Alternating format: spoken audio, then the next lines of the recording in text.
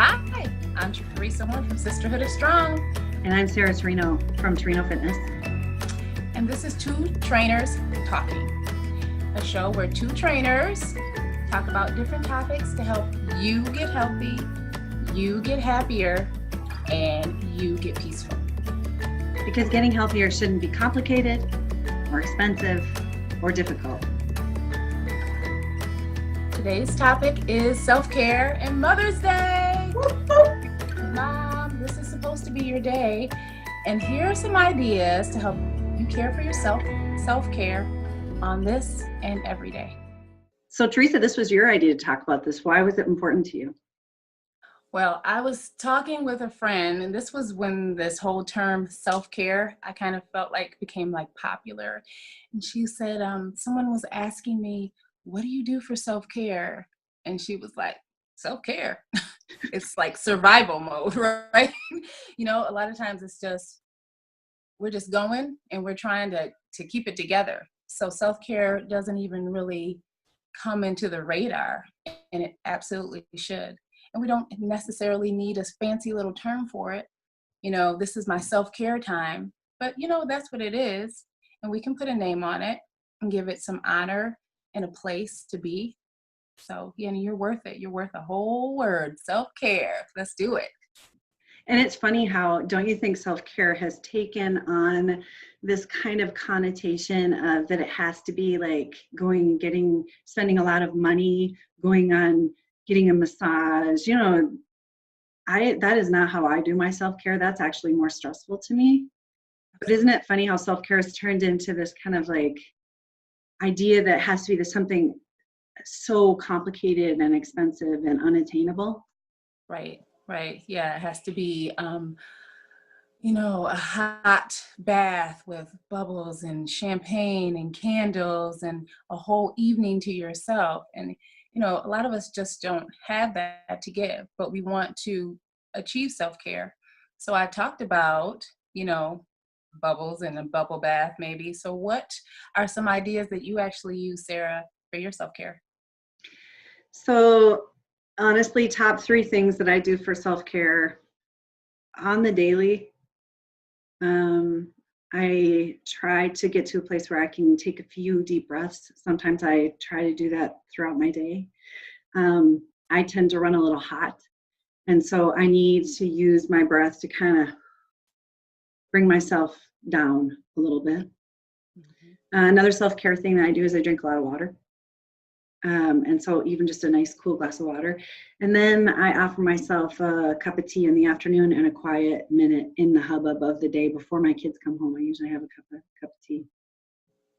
What do you do? I also like a little quiet time.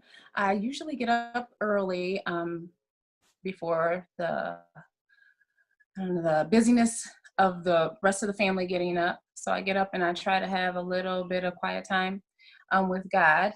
And, you know, I don't have time for a lengthy devotional or, you know, a long time. Just, you know, if I can get 5 minutes of real quiet time meditating, then I feel like I've accomplished something. You know, quiet, not doing anything else. I try to do it before I even look at my phone, because then it really is going to happen. You know, I check email first. Just a minute, God. Right. I got some replies. Exactly. Got some action on this post. I need to check up. But, so that's one, my quiet time. And usually working out for me is a nice, wonderful self-care. So workout time. And that might be anything, lifting weights, you know, okay, honestly, it's lifting weights. I was trying to be like, I'm really rounded. No, it's usually lifting weights. I really like that the best. And that lifting is usually how I feel release. All movement is great, but lifting is kind of like my safe, wonderful place. So lifting weights. And then I have a cup of coffee. I really love my coffee. And it's like dear and special to me. So coffee time is, and I have kind of like, I don't have coffee before I work out. It's like I've accomplished these things, and this is my special cup or perhaps pot of coffee. So, Right. Nice. You know what's funny, Teresa, is when Teresa first came up with this idea of talking about self-care, we both realized what a loaded topic it was, because Teresa, you have kids at home. She's teaching kids from home. yeah, we homeschool. Yep, Yeah. I And homeschool. how many kids at home? Four right Between now. you, We've got 5 at home, but 4 are schooling with me. love it. I Mhm. mean, now try to carve out self-care time in that, right? Yeah. So we were talking about how one of the things I've done over the years is just kind of ask people, hey, what are the 3 things that stop you from doing self-care? And these 3 things rose to the top. Money. Mhm. The second was guilt, especially mom guilt. Right. And the third was time. So Teresa, when you hear those 3 things and you have 5 kids at home and you're working also, tell me, how do you respond to those 3 things? Yeah. So the first one was what? Time, money. Money. Okay, so money, we don't have to spend money to, do self-care. So that one we can just, we don't have to just spend money. And if we want to do something really special, we can just carve out a little bit at a time. But I don't think money has, we really can just take money off the table. We don't need to spend money. And as far as the guilt, I think that one is huge. Moms have so much guilt about um, giving, I need to spend that time with my kids or my partner, or, I need to spend that time making money for the family, or my mother needs me, or my sisters need me, or my brothers. Just so much of that feeling tugged.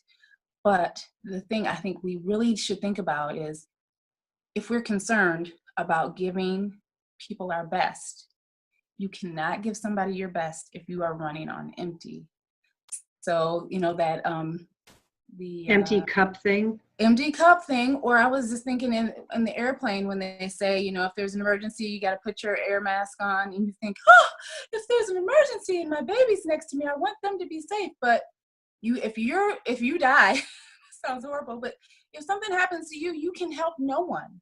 So we really need to, make sure that we are filling our cup, and then we are giving to our loved ones from the overflow, right? So there's just so much more to give if we're full. So if we're full, we give from the overflow. And, and that comes out as being more peaceful, when we're not, so much running on negative ourselves. We can really give to others in a way where, they can receive it more readily because they see that you're okay. Yeah. So that's the guilt one. And then time. Yeah. Time is valuable, but we control our time. We control how we spend it, and we're worth it. We're worth time. We're worth actually spending time to schedule, and it doesn't have to be a lot of time. It doesn't have to be 30 minutes or 60, a whole hour, just, 5 minutes, and you are so worth that. And you just schedule it in just like we do anything else. We make sure we get the groceries done or whatever, we make sure we do. Schedule yourself some time for you. And even if, you don't do anything outside or, big or different, it's just quiet time with a book, or hey, it could be scrolling on Pinterest with intention, right? Intentionally, I'm going to spend some time looking at pictures of Hawaii, that might really make you feel better. Intentionally spending that time to really, look at some relaxing pictures or listen to relaxing music. Yeah. I really liked what you said about how you wake up before your family wakes up. Yeah. And I'm the same. I get up before my family wakes up, and I give myself just that little bit of time in the morning. So sometimes I think people sleep is self-care, to be clear. Like Right. if you're a new mom and you've got littles at home and you're having sleep, by goodness, take Yeah. take that. Take All our right. time to All you rest, can. Sleep all you can. right? Exactly. But yeah, when I was finally able to dig out a little bit, I was like, well, I could wake up a half an hour earlier just to get a little bit of, a little bit of time to myself, Yeah. right? Yeah. And There's a woman that I follow on Instagram, Teresa. Her name's Sassy Latte, and she does a lot of social justice work, but she does a lot of around reframing body positivity, and also on she did a whole thing on reframing self-care. And she said something that I was like, I understand that. She was like, for her, putting the laundry away and having a neat living room for her was self-care. yes. Yeah. She actually said ripping paper, she found satisfaction in that. And I thought, wow, what a cool way to be like, it doesn't have to be, think about the things that bring you a little bit of pleasure Yes. Yeah. and just invite those little things in, Mm-hmm. crumpling up tissue paper or whatever. I was like, wow, that's an interesting way to look at it. Light a candle in your kitchen when you're, Mm-hmm. Yeah. Or make a list of the mm, things you do in the day just so you can like cross them off. oh, that's a Not good one. make yourself a to-do list, but you're like, what did I accomplish today? I'm just gonna cross those off. I got up, I actually showered and put on shoes, you know, I did that, we had sandwiches and I didn't have to cut the crust off this time. That is like an accomplishment. When your child eats a sandwich and you don't have to cut off the crust, things have happened, Totally. so those are good things. But that, crossing things off a list for a lot of people feels really good. So, yeah, I like that idea of kind of thinking outside the box, giving ourselves permission to realize what really gives us peace and satisfaction, and not having somebody else frame that for you. I like that. Yeah, Yeah. You said agreed. about the moms, though, and the sleep. I know if they're young moms, when you get your children to sleep, take a nap. Do you Mm, remember that time in your mothering where you would finally get the kids down for a nap and you'd feel like that's the time you have to get things done, mhm. but you were tired? Take a nap. That is my gift to you. If you are tired during their nap time, give yourself a nap too, right? Agreed. Yeah, Yeah, that absolutely. was when I would be folding laundry and, Right, trying to right. get. Yeah. Well, I think one of the things that I wanted to make sure to invite was the idea also that it doesn't have to be time consuming. That whole idea around time, and I think just reframing, helping people to reframe that you don't have to spend an hour on it. This is my hang up, is I don't know if you feel like this, but the whole idea of appointments stresses me out. Mm-hmm. I don't want to spend 2 hours, half an hour getting in for a haircut, an hour getting my haircut, half an hour. That to me is not self-care. It's just something else I got to do. Right. Um, and so if I could help people to unhook from the idea that it doesn't have to be appointment based, that Right. you can keep some lotion by your bedside table and put a little bit of lotion on your hands before you go to sleep at night, and that's offering yourself a little bit of self-love and a little bit of self-care, right? Absolutely. um, Absolutely. I think squeezing it in like a little string of pearls during the day has been helpful to me, so it doesn't seem like this monumental appointment that I have to keep. So I'm just going to show Teresa, because so she, like, I'll do this where I'll just light a little candle when I'm Nice. sitting at my desk. I know but it just offers in a little bit of intention. Mm-hmm. That's the right word. A little bit Yeah, of care, a little bit of. absolutely. Yeah. I How do you think teach your kids, Teresa? How do you teach them about self-care? such a good question. I Huh. actually, the candle, we have a quiet time during our school day where we light a candle. And that's just like our special time. We talk about whatever they really want to talk about. Usually it has to do with some of our readings during story time. We do poetry and stuff. So but the lighting of the candle kind of sets the tone for a special time. And they take turns getting to blow it out. So that's one thing we do with them. You know, I have all boys, so they're not really into sitting still. But and then before bed, they have reading. My husband does a read aloud. They read stories together. You know, like Treasure Island. They just went through. The one with Oprah and Reese Witherspoon. I can't even think of the name. Wrinkle in Time.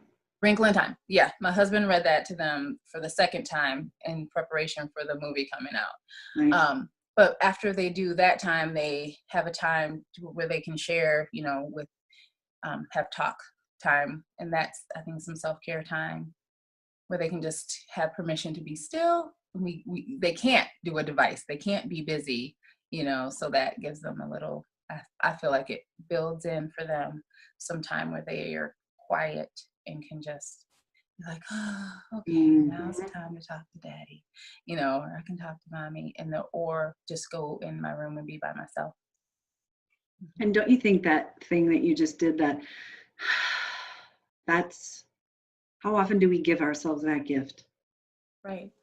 Yeah, absolutely. I don't think we do, just because there's so many things going on, so much pressure to go and produce and do all of the things. So, and it's not necessarily even that we're intentionally staying busy. It's not, I think, often not intentional. So we have to be intentional about giving ourselves time, to just relax and, coin in it self-care time. Yeah, taking a breath, taking a moment. Yeah. Well, we're glad you joined us today. Yes. And yes. What's one takeaway you would want people to leave with? My big takeaway, I think, would be that you are worth self-care, and that you can decide what self-care means for you. Ditto. She said it just right. I mean, that's how I would have said the very same thing. You're worth it. And I think waiting for other people to give you self-care or to create the space for you to do that may not happen. And so you're going to have to find those little spaces in your day where you can create it for yourself, because you're worthy. You're worthy of it. Absolutely. Yeah. So happy Mother's Day. Yeah, Teresa? Happy Mother's Day. Happy Happy Mother's Mother's Day to you, Sarah. Yeah. All right. Well, thank you all for joining us. What are we going to talk about next time, do you think, Teresa? Oh, that's a good question. There's There's going to be a next time, right? There's going to be more episodes. That's the important part. We'll get back to you. Yeah. All right. Have a good one. Thank you for joining us for Two Trainers Talking. We hope this has been helpful to you. If you have any questions for either of us, you can email us at these addresses on the screen, or you can post in the comments. We'd love to hear from you. Keep an eye out for more T3 episodes, Two Trainers Talking, and let us know what topics you'd like to hear about. Thank you all for joining us, and may you care for yourself this day and every day.